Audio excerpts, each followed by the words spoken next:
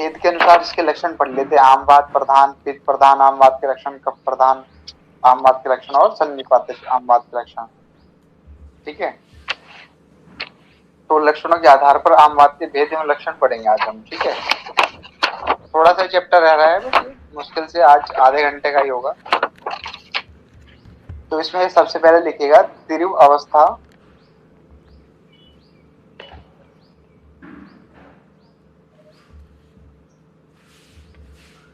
तिरु अवस्था आमवाद के लक्षण।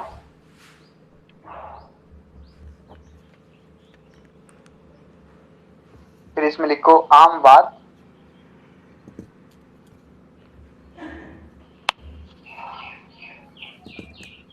आमवाद पर्वत यानी कि बिगड़ जाने पर, आमवाद पर्वत होने पर सर्व रोगों को या फिर सर्व रोगों में कष्टदायक होता है। आमवाद पूरा प्रकोपित हो जाता है तो क्या होता है, सर्व रोगों में सबसे ज्यादा कष्टदायक होता है।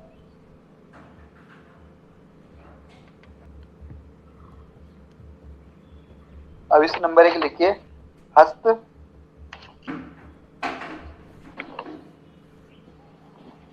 हस्त हाथ,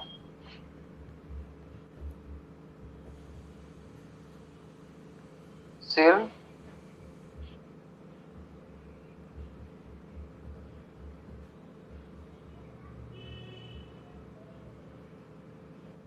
छाती, उरह,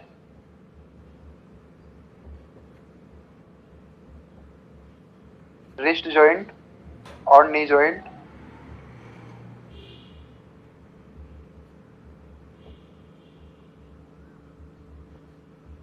एल्बो जॉइंट,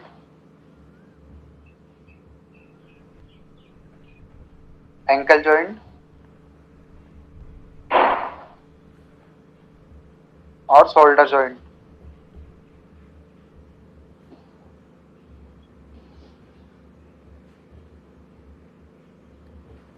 और शोल्डर जॉइंट, इनमें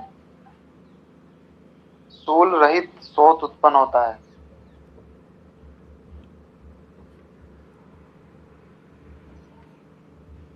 जो अर्थराइटिस का पेशेंट होगा, रूमेटॉइड अर्थराइटिस, उसको पेन कहाँ होगा, सबसे ज्यादा जॉइंटों में पेन होगा उसको। वो एल्बो जॉइंट हो, रिस्ट जॉइंट हो, नी जॉइंट हो, एंकल जॉइंट हो, फिर शोल्डर जॉइंट हो। ठीक है, फिर सेकंड लिखिएगा इसमें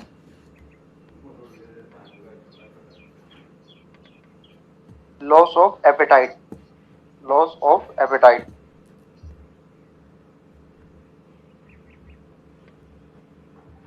loss of apatite.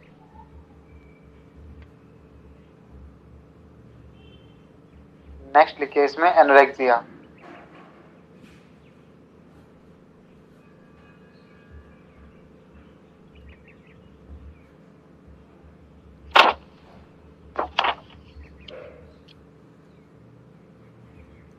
Heaviness in the body,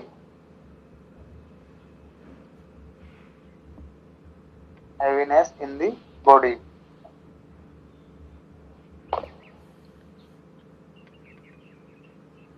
उत्साह ना होना, उत्साह ना होना, lack of interest in surrounding, यानी कि किसी भी चीज में इंटरेस्ट नहीं आएगा उसको। Lack of interest in surrounding.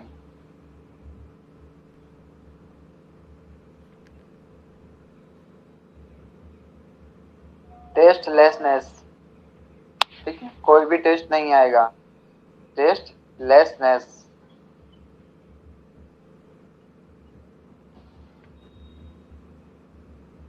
फिर आएगा बर्निंग सेंसेशन,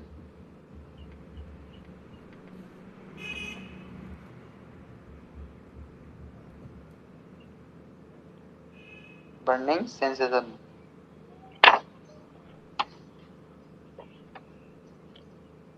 बहुमूत्रता यानी कि पॉलीयूरिया, मूत्र का बहुत ज्यादा आना,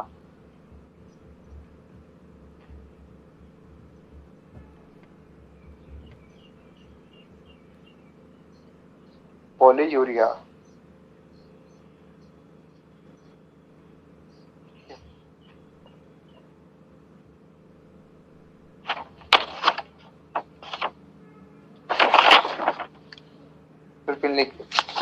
pen in abdomen.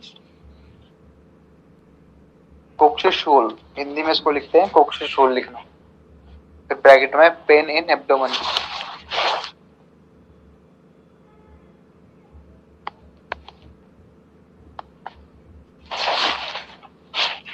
Change in sleeping pattern, change in sleeping pattern,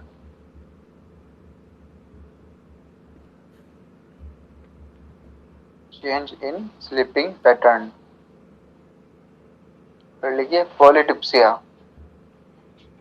polydipsia प्यास का अधिक लगना। सर्दी, इसमें ब्रैकेट में लिखो वॉमिटिंग।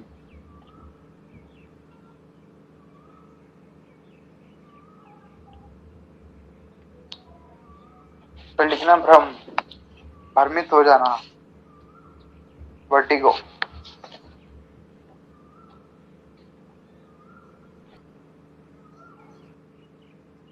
लिखो विड विबंध, यानी कि कॉन्स्टिपेशन, विड विबंध, constipation.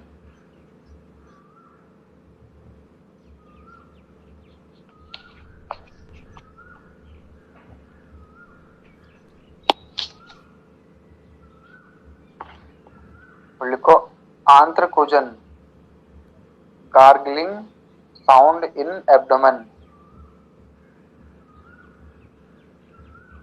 Gargling sound in abdomen, आंत्रकोजन।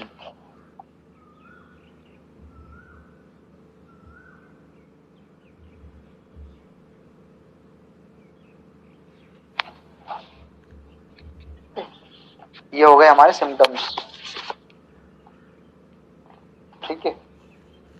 और अब लिखिए हेडिंग डाल के आम वात की जीर्ण अवस्था के लक्षण, आम वात की जीर्ण अवस्था के लक्षण।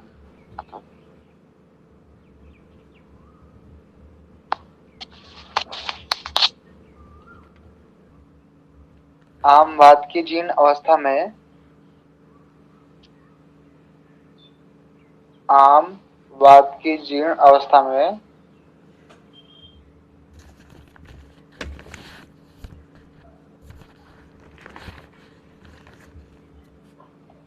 लक्षणों की तीव्रता कम हो जाती है,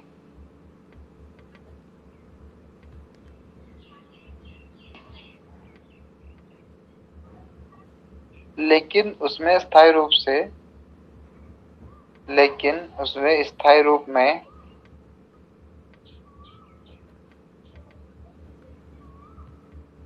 अस्थिर विकृतियां उत्पन्न हो जाती हैं, अस्थिर विकृतियां उत्पन्न हो जाती हैं।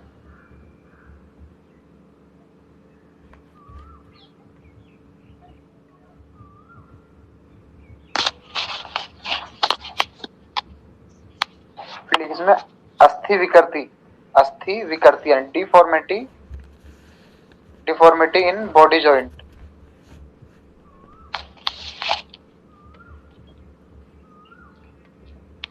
अस्थि विकृति, डिफॉर्मिटी इन बॉडी जॉइंट्स।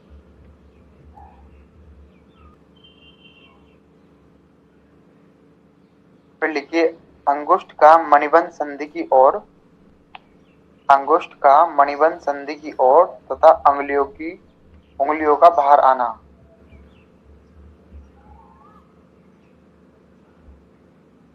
इसमें क्या होगा, जो हमारे जो जॉइंट्स है ना, वो जॉइंट्स ऐसे हो जाएंगे, बहुत ही पेनफुली हो जाएंगे। अगर आप उनको पकड़ोगे तो वे डिस्टेंसिबल दिखाई देंगे, बहुत ज्यादा लचकीले, और ऐसे लगेगा कि आवाज आएगी, तो टक टक की आवाज आएगी, जैसे किसी पेशेंट को जो रूमेटॉइड अर्थराइटिस का पेशेंट होगा तब उसके जॉइंट से पकड़ना, ऐसा लगेगा कि हड्डियां अंदर ही अंदर टूट रही हैं।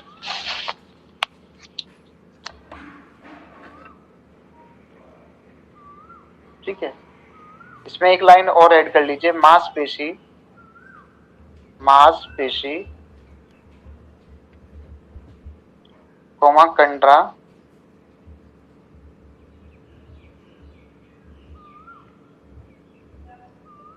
आदि में शुष्कता, मांसपेशी कंडरा आदि में शुष्कता एवं स्तब्धता, dryness and stiffness in muscles and tendons.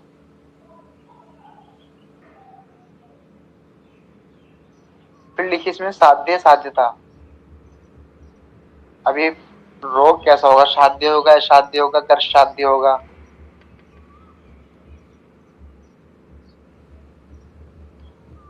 एक दोषज आमवात साध्य होता है, यानी कि अगर कोई वातज का है या पित्तज का या कफज का है तो क्या होगा, साध्य होगा।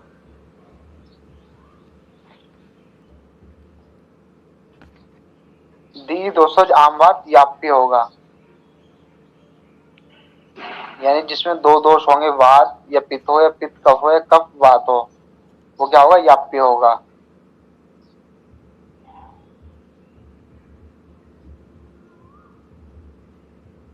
त्रिदोषज, नेक्स्ट लिखिए त्रिदोषज सर्वदेह व्याप्त। त्रिदोषज सर्वदेह व्याप्त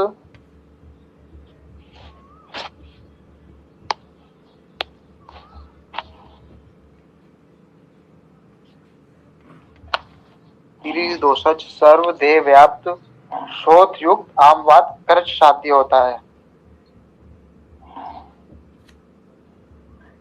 त्रिदोषज सर्वदेह व्याप्त शोथ युक्त आमवात कर्ष साध्य होता है।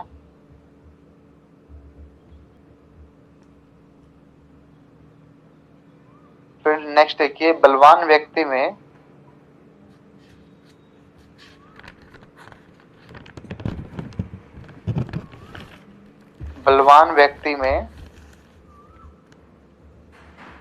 नवीन एवं अल्प संधि व्याप्त आमवात साध्य होता है। बलवान व्यक्ति में नवीन एवं अल्प संधि व्याप्त आमवात साध्य होता है।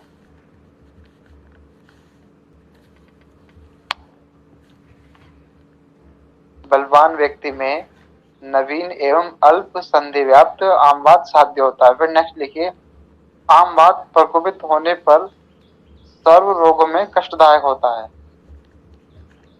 आमवात प्रकोपित होने पर सर्व रोगों में कष्टदायक होता है, यानी कि जब ये आमवात प्रकोपित हो जाता है तो क्या होता है, सर्व दोषों में कष्टदायक हो जाता है।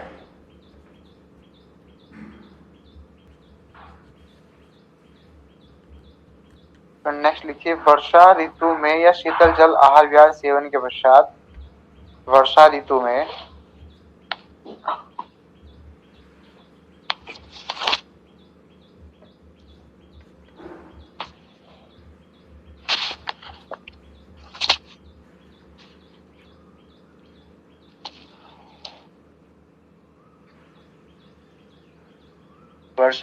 या शीतल जल आहार विहार सेवन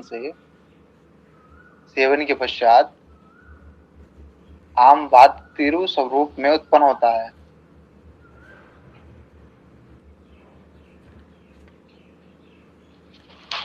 फिर बात करते हैं, अब आते हैं इसके उपद्रव, कॉम्प्लिकेशन। अगर किसी को 10-15 साल से रूमेटॉइड अर्थराइटिस की प्रॉब्लम है तो उसको कार्डियक डिसऑर्डर होने के चांसेस रहते हैं।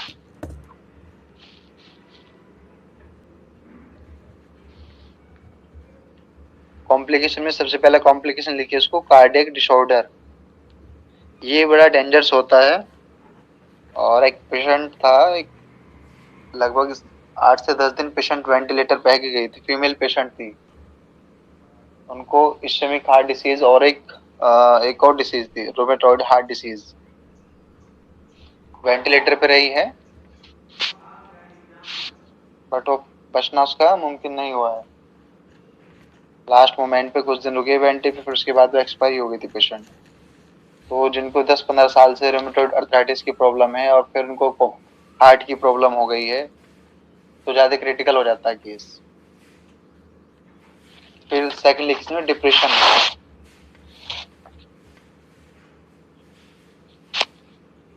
डिप्रेशन,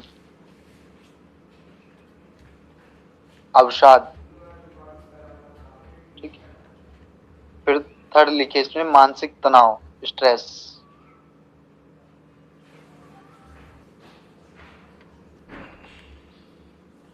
फिर सेकंड नेक्स्ट लिखिए इसमें परिणाम सूल, परिणाम सूल, डियोडिनल अल्सर, DUODENAL, डियोडिनल अल्सर। फिर नेक्स्ट लिखिए इसमें अंग विकृति, अंग विकृति, डिफॉर्मिटीज ऑफ ऑर्गन, DEFORMITIES,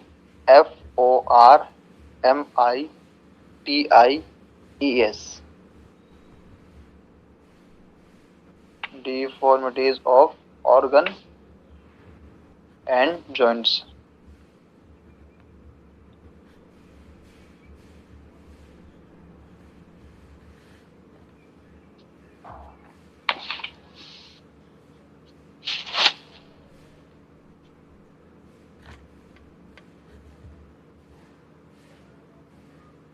ठीक है,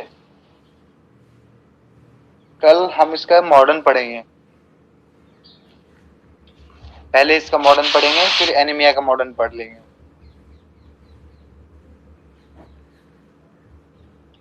वात और कफ इसके प्रधान दोष है, पित्त भी शामिल है। ठीक है, सबसे ज्यादा इफेक्ट कहाँ पर डालती है? जॉइंट्स पे, शरीर के बॉडी के जो भी जॉइंट्स है सबसे ज्यादा पेनफुल होती है डिसीज। कितनी से कितनी एज के बीच में कॉमन होती है? ये मोस्टली 35 to 50 ईयर्स के बीच में जो होते हैं उनको जल्दी होती है। ये जेनेटिक फैक्टर भी है और इम्यूनोलॉजिकल फैक्टर भी है। ठीक है, ये तो मॉडर्न का हम थोड़ा सा बता रहे हैं, कल पढ़ेंगे मॉडर्न में। ठीक है ना।